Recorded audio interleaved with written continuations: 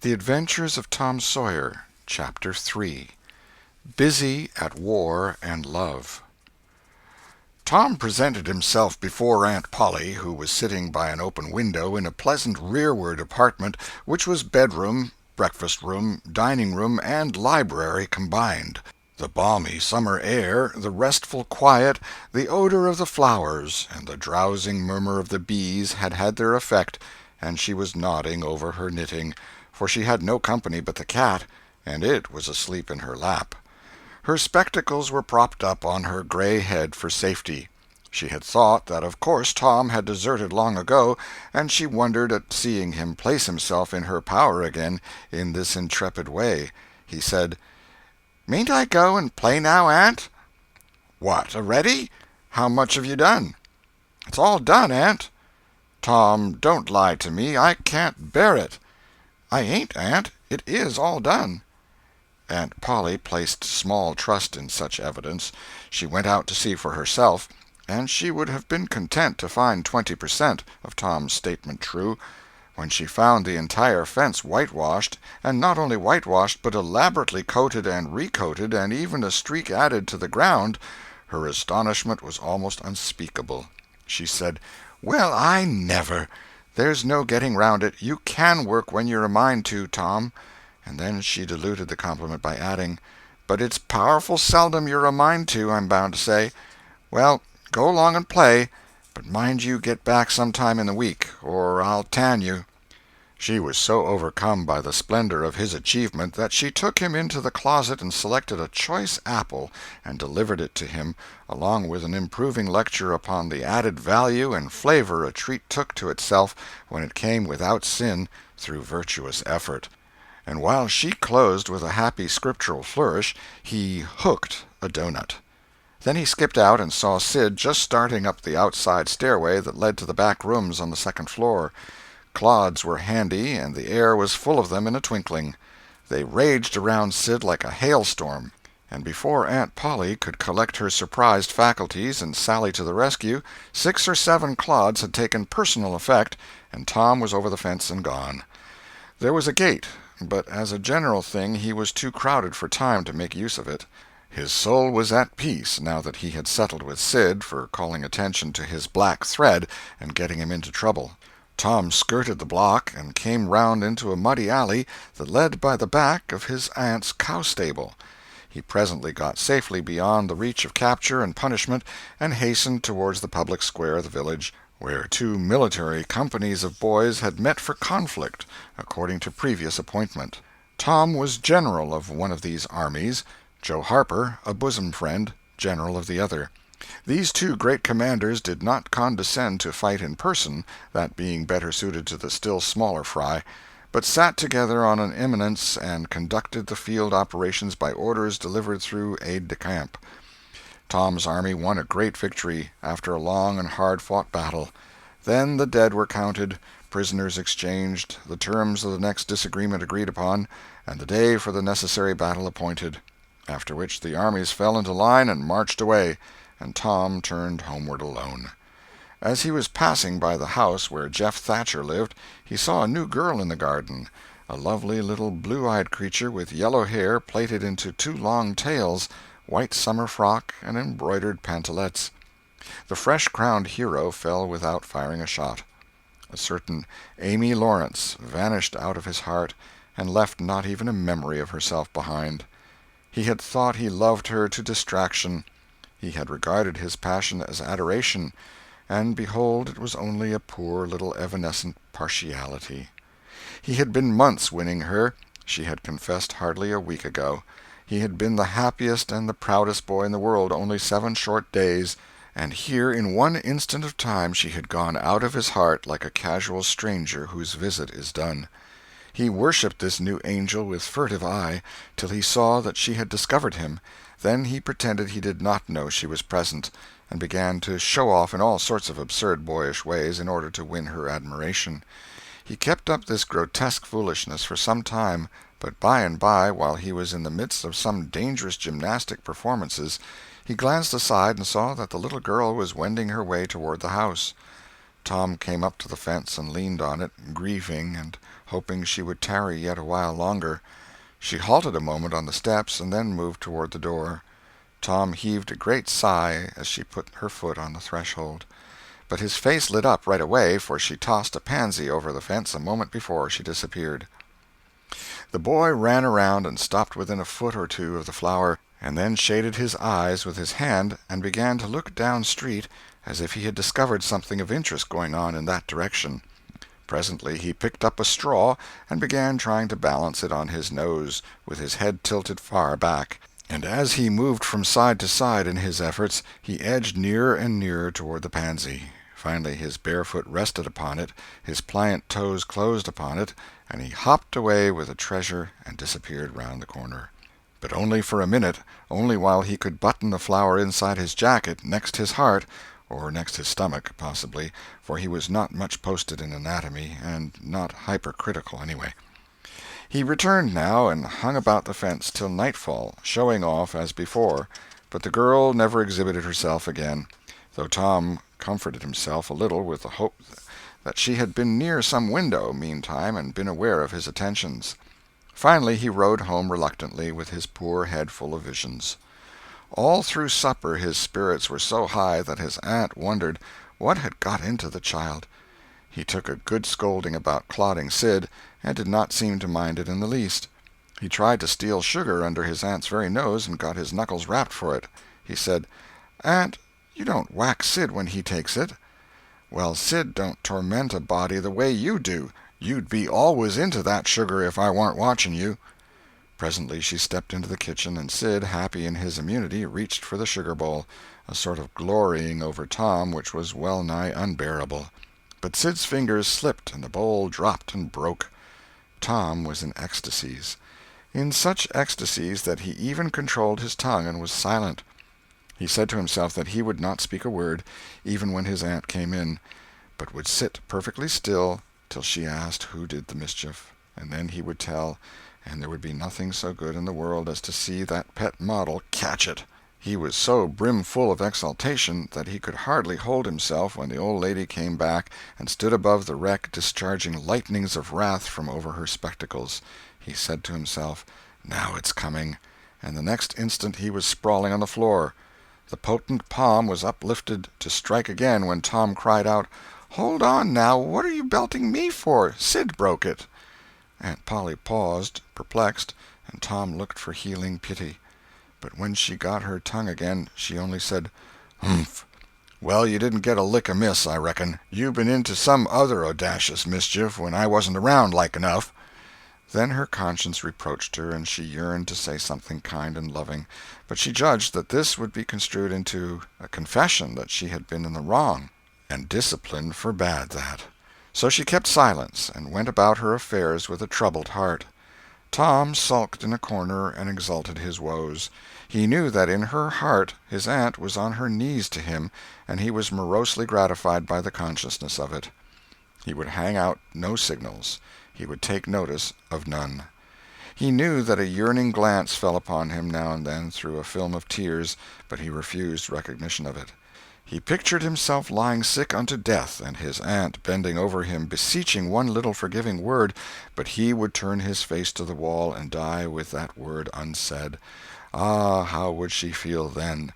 And he pictured himself brought home from the river, dead, with his curls all wet and his sore heart at rest. How she would throw herself upon him, and how her tears would fall like rain, and her lips pray God to give her back her boy, and she would never, never abuse him any more. But he would lie there, cold and white, and make no sign, a poor little sufferer whose griefs were at an end. He so worked upon his feelings with the pathos of these dreams that he had to keep swallowing, he was so like to choke, and his eyes swam in a blur of water which overflowed when he winked, and ran down and trickled from the end of his nose. And such a luxury to him was this petting of his sorrows that he could not bear to have any worldly cheeriness or any grating delight intrude upon it. It was too sacred for such contact, and so, presently, when his cousin Mary danced in, all alive with the joy of seeing home again after an age-long visit of 1 week to the country, He got up and moved in clouds and darkness out at one door as she brought song and sunshine in at the other. He wandered far from the accustomed haunts of boys, and sought desolate places that were in harmony with his spirit. A log raft in the river invited him, and he seated himself on its outer edge and contemplated the dreary vastness of the stream, wishing the while that he could only be drowned, all at once and unconsciously, without undergoing the uncomfortable routine devised by nature. Then he thought of his flower. He got it out, rumpled and wilted, and it mightily increased his dismal felicity. He wondered if she would pity him if she knew. Would she cry, and wish that she had a right to put her arms round his neck and comfort him? Or would she turn coldly away like all the hollow world? This picture brought such an agony of pleasurable suffering that he worked it over and over again in his mind, and set it up in new and varied lights till he wore it threadbare. At last he rose up sighing, and departed in the darkness. About 9:30 or 10 o'clock he came along the deserted street to where the adored unknown lived. He paused a moment. No sound fell upon his listening ear. A candle was casting a dull glow upon the curtain of a second-story window. Was the sacred presence there? He climbed the fence, threaded his stealthy way through the plants, till he stood under that window. He looked up at it long and with emotion. Then he laid him down on the ground under it, disposing himself upon his back, with his hands clasped upon his breast and holding his poor wilted flower.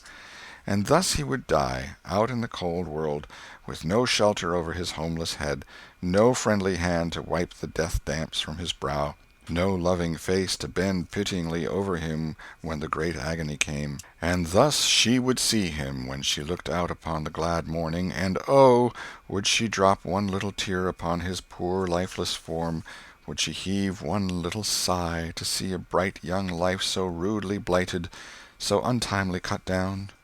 The window went up, a maidservant's discordant voice profaned the holy calm, and a deluge of water drenched the prone martyr's remains. The strangling hero sprang up with a relieving snort. There was a whiz as of a missile in the air, mingled with a murmur of a curse. A sound as of shivering glass followed, and a small vague form went over the fence and shot away in the gloom. Not long after, as Tom, all undressed for bed, was surveying his drenched garments by the light of a tallow dip, Sid woke up. But if he had any dim idea of making any references to illusions, he thought better of it and held his peace, for there was danger in Tom's eye. Tom turned in without the added vexation of prayers, and Sid made mental note of the omission. End of Chapter 3. Chapter 4. Showing Off in Sunday School.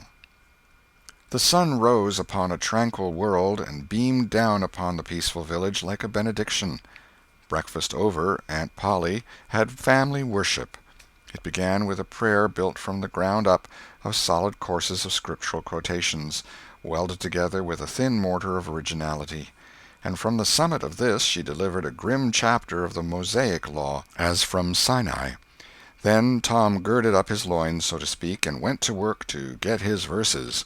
Sid had learned his lesson days before.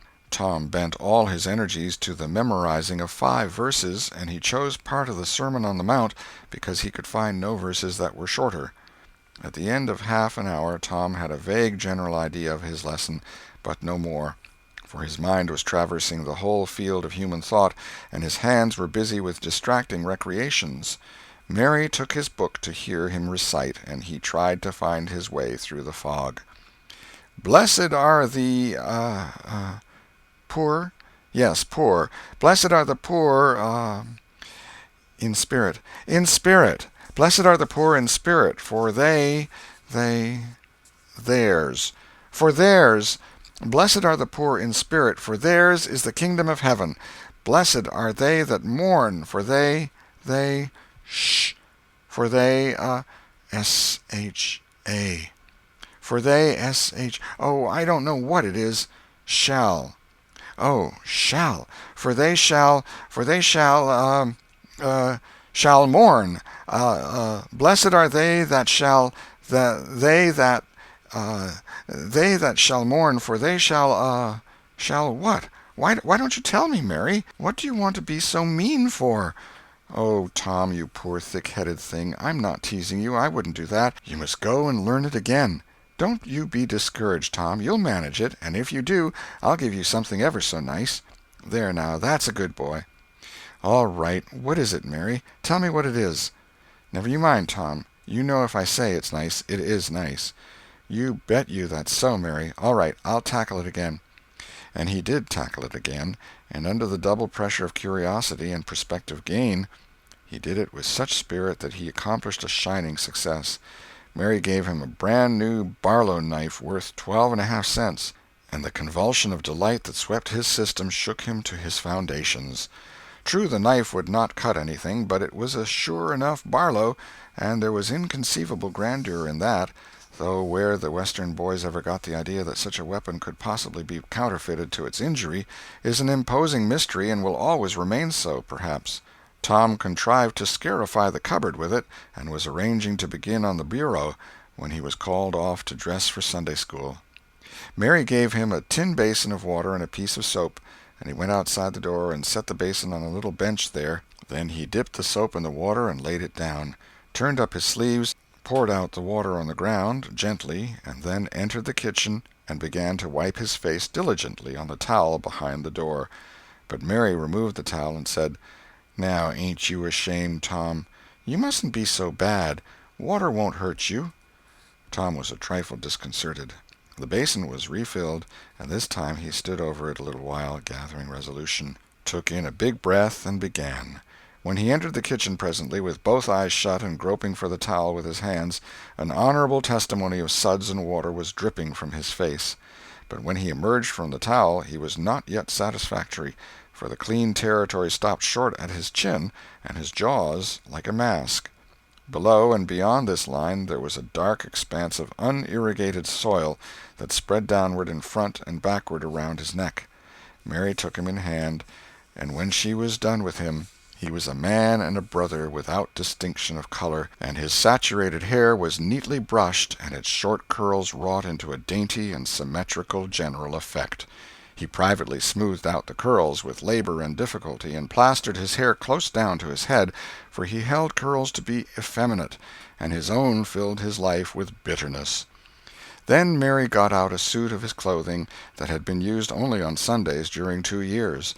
They were simply called his other clothes, and so by that we know the size of his wardrobe. The girl put him to rights after he had dressed himself. She buttoned his neat roundabout up to his chin, turned his vast shirt-collar down over his shoulders, brushed him off, and crowned him with his speckled straw hat. He now looked exceedingly improved and uncomfortable. He was fully as uncomfortable as he looked, for there was a restraint about whole clothes and cleanliness that galled him. He hoped that Mary would forget his shoes, but the hope was blighted. She coated them thoroughly with tallow, as was the custom, and brought them out. He lost his temper and said he was always being made to do everything he didn't want to do, but Mary said persuasively, "Please, Tom, that's a good boy." So he got into the shoes, snarling. Mary was soon ready, and the 3 children set out for Sunday school, a place that Tom hated with his whole heart, but Sid and Mary were fond of. Sabbath school hours were from 9 to 10:30, and then church service. 2 of the children always remained for the sermon voluntarily, and the other always remained too, for stronger reasons. The church's high-backed, uncushioned pews would seat about 300 persons. The edifice was but a small, plain affair, with a sort of pine-board tree-box on top of it for a steeple. At the door Tom dropped back a step and accosted a Sunday-dressed comrade. "Say, Billy, got a yaller ticket?" "Yes." "What'll you take for her?" "What'll you give?" "Piece of licorice and a fish-hook." "Let's see 'em." Tom exhibited. They were satisfactory, and the property changed hands. Then Tom traded a couple of white alleys for 3 red tickets, and some small trifle or other for a couple of blue ones. He waylaid other boys as they came, and went on buying tickets of various colors 10 or 15 minutes longer. He entered the church, now with a swarm of clean and noisy boys and girls, proceeded to his seat, and started a quarrel with the first boy that came handy. The teacher, a grave elderly man, interfered, then turned his back a moment, and Tom pulled a boy's hair in the next bench, and was absorbed in his book when the boy turned round. stuck a pin in another boy presently in order to hear him say "ouch," and got a new reprimand from his teacher.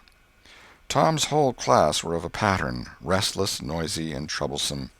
When they came to recite their lessons, not one of them knew his verses perfectly, but had to be prompted all along.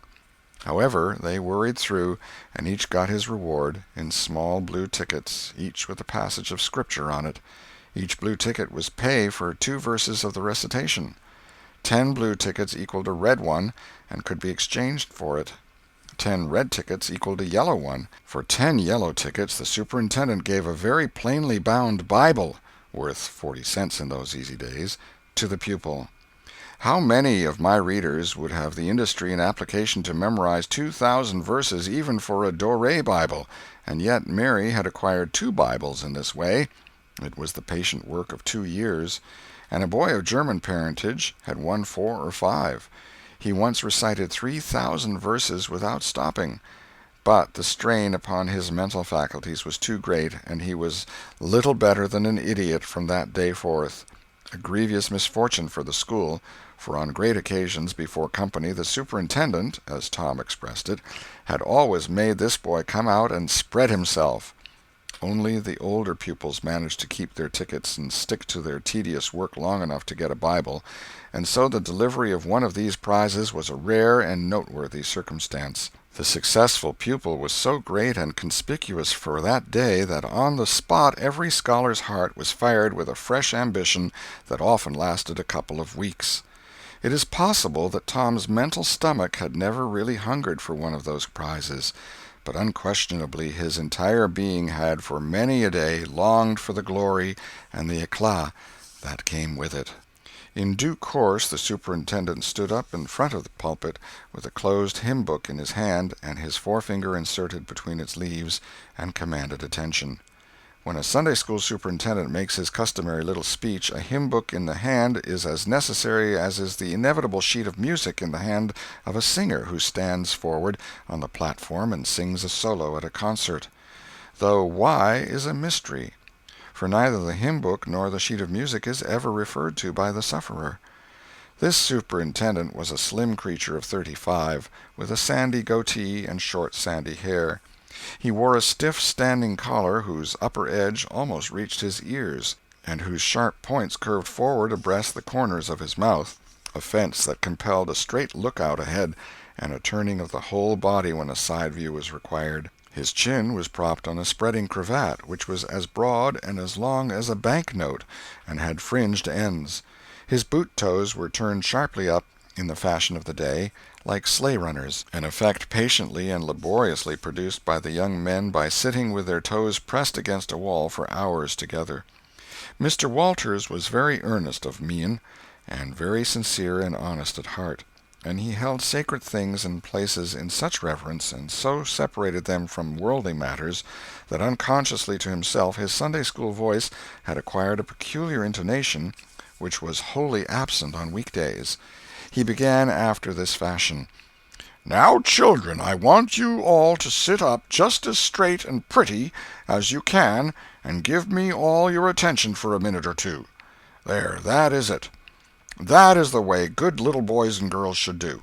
I see one little girl who is looking out of the window. I am afraid she thinks I am out there somewhere, perhaps up in one of the trees making a speech to the little birds." Applausive titter. "I want to tell you how good it makes me feel to see so many bright, clean little faces assembled in a place like this, learning to do right and be good," and so forth and so on. It is not necessary to set down the rest of the oration. It was of a pattern which does not vary, and so it is familiar to us all. The latter third of the speech was marred by the resumption of fights and other recreations among certain of the bad boys, and by fidgetings and whisperings that extended far and wide, washing even to the bases of isolated and incorruptible rocks like Sid and Mary. But now every sound ceased suddenly, with the subsidence of Mr. Walters' voice, and the conclusion of the speech was received with a burst of silent gratitude. A good part of the whispering had been occasioned by an event which was more or less rare, the entrance of visitors. Lawyer Thatcher, accompanied by a very feeble and aged man, a fine, portly, middle-aged gentleman with iron-gray hair, and a dignified lady who was doubtless the latter's wife. The lady was leading a child. Tom had been restless and full of chafings and repinings, conscience-smitten, too. He could not meet Amy Lawrence's eye. He could not brook her loving gaze. But when he saw this small newcomer his soul was all ablaze with bliss in a moment. The next moment he was showing off with all his might, cuffing boys, pulling hair, making faces, in a word, using every art that seemed likely to fascinate a girl and win her applause. His exaltations had but one alloy, the memory of his humiliation in this angel's garden, and that record in sand was fast washing out under the waves of happiness that were sweeping over it now. The visitors were given the highest seat of honor, and as soon as Mr. Walters's speech was finished he introduced them to the school. The middle-aged man turned out to be a prodigious personage, no less a one than the county judge, altogether the most august creation these children had ever looked upon, and they wondered what kind of material he was made of, and they half wanted to hear him roar, and were half afraid he might, too. He was from Constantinople, 12 miles away, so he had traveled, and seen the world. These very eyes had looked upon the county courthouse, which was said to have a tin roof. The awe which these reflections inspired was attested by the impressive silences and the ranks of staring eyes. This was the great Judge Thatcher, brother of their own lawyer. Jeff Thatcher immediately went forward to be familiar with the great man and be envied by the school. It would have been music to his soul to hear the whisperings, "Look at him, Jim, he's a-going up there. Say, look, he's a-going to shake hands with him. He is shaking hands with him. By jings, don't you wish you was Jeff?" Mr. Walters fell to showing off, with all sorts of official bustlings and activities, giving orders and delivering judgments, discharging directions here, there, everywhere that he could find a target. The librarian showed off, running hither and thither with his arms full of books, and making a deal of the splutter and fuss that insect authority delights in. The young lady teachers showed off, bending sweetly over pupils that were lately being boxed, lifting pretty warning fingers at bad little boys, and patting good ones lovingly. The young gentlemen teachers showed off with small scoldings and other little displays of authority and fine attention to discipline, and most of the teachers of both sexes found business up at the library by the pulpit. And it was business that frequently had to be done over again 2 or 3 times, with much seeming vexation. The little girls showed off in various ways, and the little boys showed off with such diligence that the air was thick with paper wads and the murmur of scuffling. And above it all, the great man sat and beamed a majestic judicial smile upon all the house, and warmed himself in the sun of his own grandeur, for he was showing off, too. There was only one thing wanting to make Mr. Walters' ecstasy complete, and that was a chance to deliver a Bible prize and exhibit a prodigy. Several pupils had a few yellow tickets, but none had enough, and he had been around among the star pupils inquiring. He would have given worlds now to have that German lad back again with a sound mind. And now at this moment, when hope was dead, Tom Sawyer came forward with 9 yellow tickets, 9 red tickets, and 10 blue ones, and demanded a Bible. This was a thunderbolt out of a clear sky. Walters was not expecting an application from this source for the next 10 years, but there was no getting around it. Here were the certified checks, and they were good for their face. Tom was therefore elevated to a place with the judge and the other elect, and the great news was announced from headquarters. It was the most stunning surprise of the decade, and so profound was the sensation that it lifted the new hero up to the judicial one's altitude, and the school had 2 marvels to gaze upon in place of one. The boys were all eaten up with envy, and those that suffered the bitterest pangs were those who perceived too late that they themselves had contributed to this hated splendor by trading tickets to Tom for the wealth he had amassed in selling whitewashing privileges. These despised themselves as being the dupes of a wily fraud, a guileful snake in the grass. The prize was delivered to Tom with as much effusion as the superintendent could pump up under the circumstances, but it lacked somewhat of the true gush, for the poor fellow's instinct taught him that there was a mystery here that could not well bear the light, perhaps. It was simply preposterous that this boy had warehoused 2,000 sheaves of scriptural wisdom on his premises. A dozen would strain his capacity, without a doubt.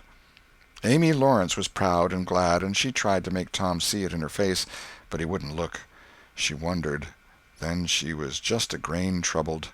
Next, a dim suspicion came and went, came again. She watched. A furtive glance told her worlds, and then her heart broke, and she was jealous and angry, and the tears came, and she hated everybody. Tom most of all, she thought. Tom was introduced to the judge, but his tongue was tied, his breath would hardly come, his heart quaked, partly because of the awful greatness of the man, but mainly because he was her parent. He would have liked to fall down and worship him if it were in the dark. The judge put his hand on Tom's head and called him a fine little man, and asked him what his name was. The boy stammered, gasped, and got it out. "Tom." "Oh, no, not Tom. It is Thomas." "Ah, that's it. I thought there was more to it, maybe. That's very well. But you've another one, I dare say, and you'll tell it to me, won't you?" "Tell the gentleman your other name, Thomas," said Walters, "and say 'sir.' You mustn't forget your manners." "Thomas Sawyer, sir." "That's it. That's a good boy. Fine manly little fellow. 2,000 verses is a great many, very, very great many, and you never can be sorry for the trouble you took to learn them. For knowledge is worth more than anything there is in the world. It's what makes great men and good men. You'll be a great man and a good man yourself some day, Thomas, and then you'll look back and say, 'It's all owing to the precious Sunday school privileges of my boyhood. It's all owing to my dear teachers that taught me to learn. It's all owing to the good superintendent who encouraged me and watched over me and gave me a beautiful Bible, a splendid, elegant Bible, to keep and have it all for my own, always. It's all owing to right bringing up.' That is what you will say, Thomas, and you wouldn't take any money for those 2,000 verses. No, indeed you wouldn't. And now you wouldn't mind telling me and this lady some of the things you've learned. No, I know you wouldn't, for we are proud of little boys that learn. Now, no doubt you know the names of all the 12 disciples. Won't you tell us the names of the first 2 that were appointed?" Tom was tugging at a buttonhole and looking sheepish. He blushed now, and his eyes fell. Mr. Walters' heart sank within him. He said to himself, "It is not possible that the boy can answer the simplest question. Why did the judge ask him?" Yet he felt obliged to speak up and say, "Answer the gentleman, Thomas. Don't be afraid." Tom still hung fire. "Now I know you'll tell me," said the lady. "The names of the first 2 disciples were David and Goliath." Let us draw the curtain of charity over the rest of the scene. End of chapter 4.